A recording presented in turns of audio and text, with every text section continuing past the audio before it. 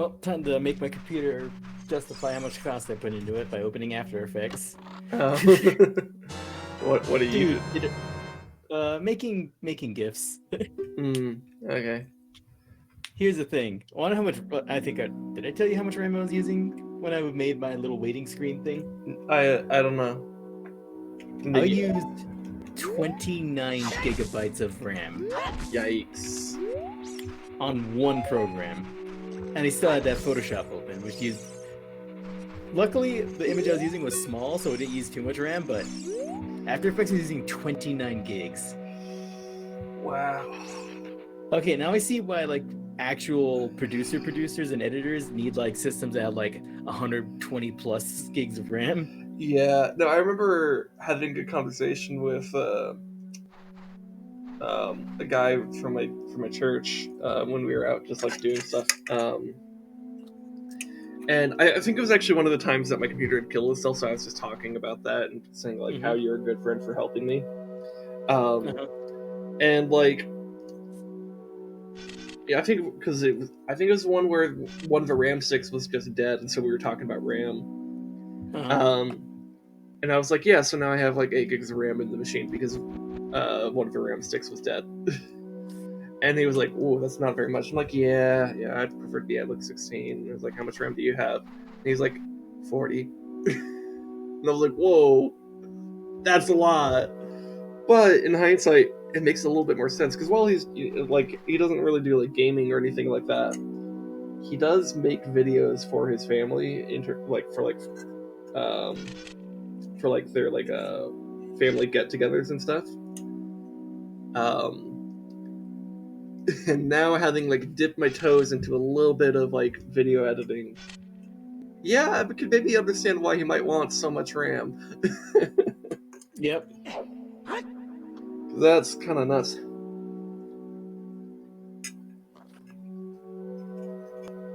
I mean, Again, also can see why people have multiple computers. yeah, no, honestly, it's like I'm like thinking about if I do this if I do this more seriously and long term, I probably want like a laptop that's just like its job is to download and render videos, or it's basically like the video laptop. So it's like I'll download my Twitch VODs, I'll have a video editor to like cut them up into pieces and then render them and upload them to YouTube, and all that could be done on a separate machine. Which means that if I'm like ever needing to do some of that simultaneous to this stream, it won't like be using the same pool of resources. Except for maybe internet bandwidth. If like I'm uploading YouTube vids and I'm streaming, then that's using bandwidth. But like if it's just like rendering videos, for example, that's just all internal shit. Mm-hmm. So yeah, I'm like now understanding so much more about these little side comments.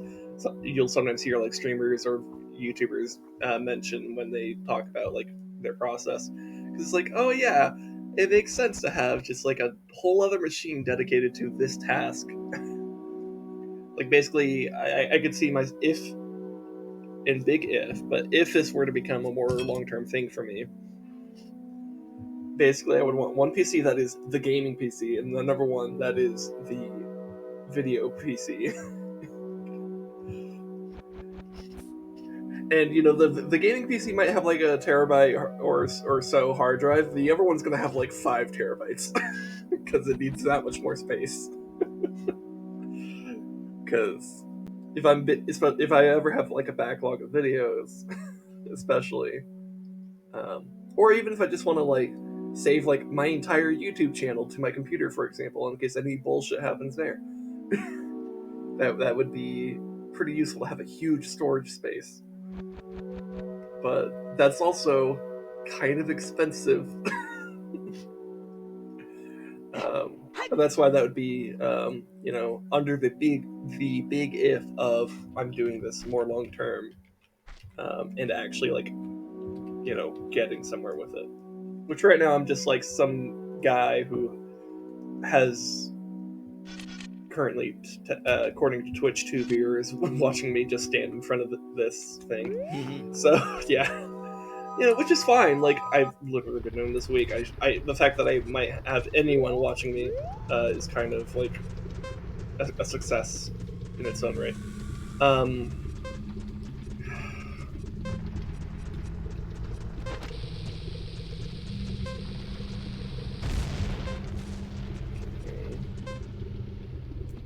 I have to be careful about how long I'm in here.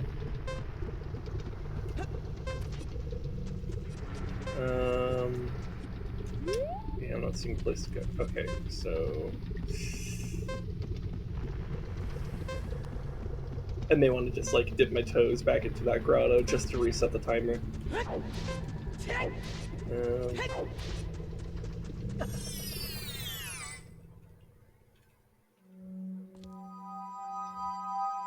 At least I'm pretty sure it resets the whole timer. Yep. Okay.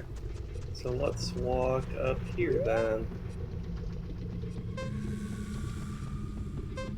Oh, that looks like a place I could put a bomb.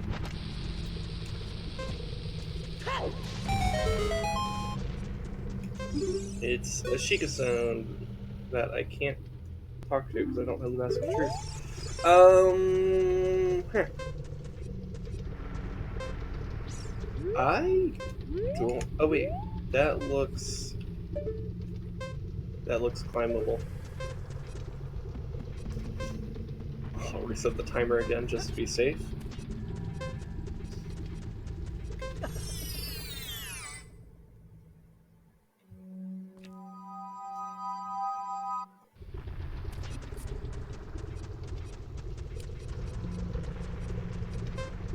Okay, just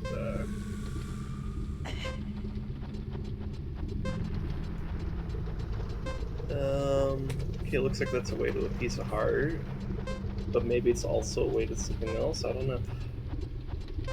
I have a feeling that I'm really not supposed to be here yet, and there's something else entirely that I've just like missed.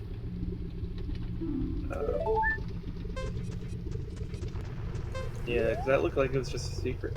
I don't know how to get there. Because that's where I need to be. Oh, I bet there's just something else I'm supposed to do, and I need to climb back up before the timer runs out and I die. I think there's something else I'm supposed to do. This just feels like I'm here when I'm not supposed to be.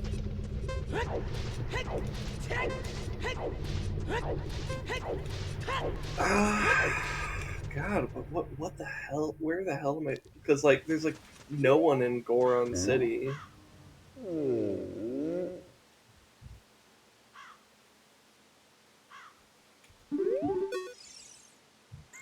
Yeah, this guy's just advertising the store. Freaking. Let me see. Is there anything that I'm like?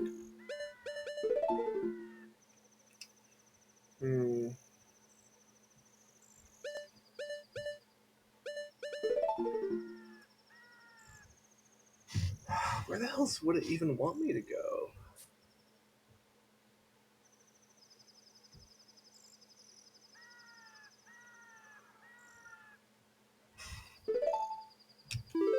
God, do I have to actually do this thing called talk to Navi? But like, I need a prompt from her in order to talk to her. Maybe I go out into Hyrule Field and she'd be like, "Hey, didn't Sheik tell us to go do this thing or whatever?" So maybe something like that is what needs to happen. But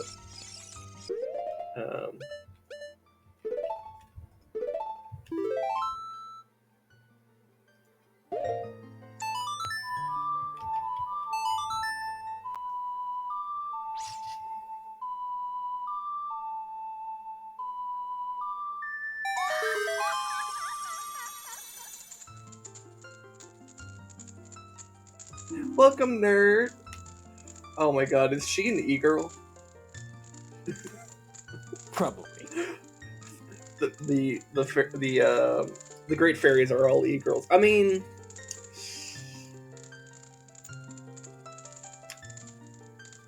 there's definitely some people that would enjoy being a shrimp for them.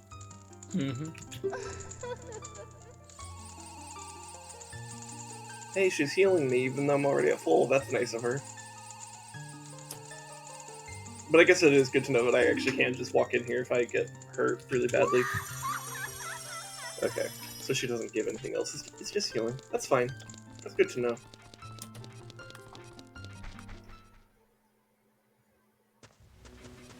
Okay, but I actually seriously need to fight.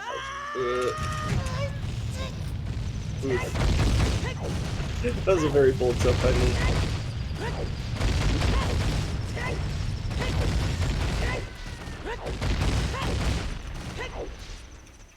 Can you come to Dodongo's Cavern as an adult? I just thought about that. I have no idea. I don't think that's part of the progression, but now I'm just kind of curious. So maybe I'll walk down there and see if I can just walk in. Yeah, because the entrance seems to be, you know, available.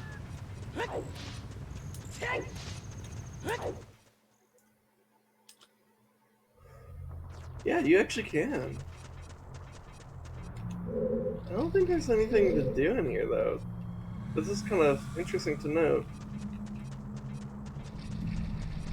Okay.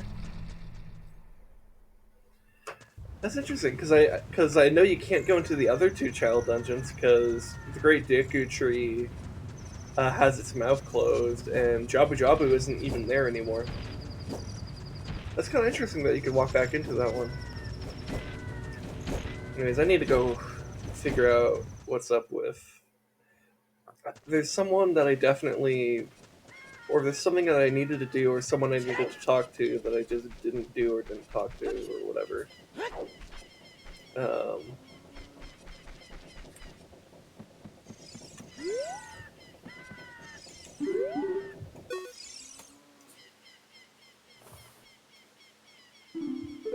yeah, I went there, and I just don't know what's up.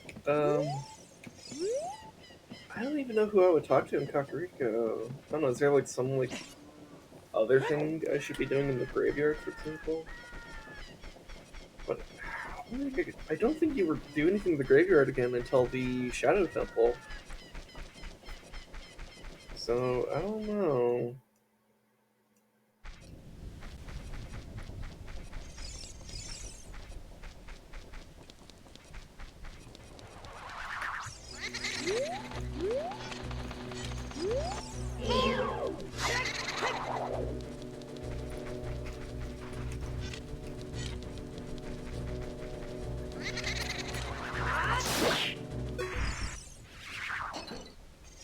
Well, I guess I could go ahead and collect the Toasol.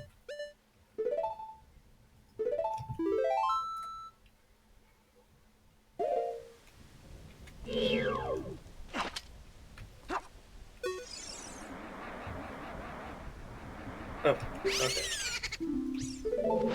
Okay.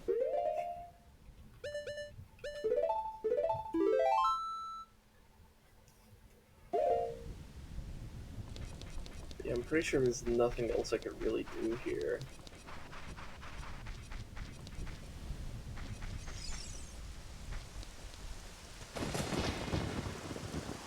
I don't think anything new happens if I do this.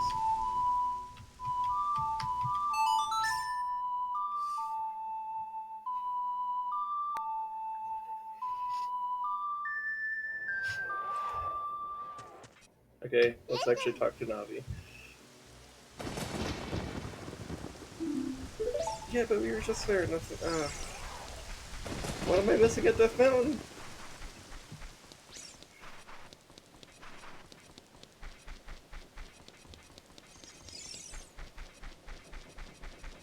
Okay, so like the signal is clearly just like go to Death Mountain, but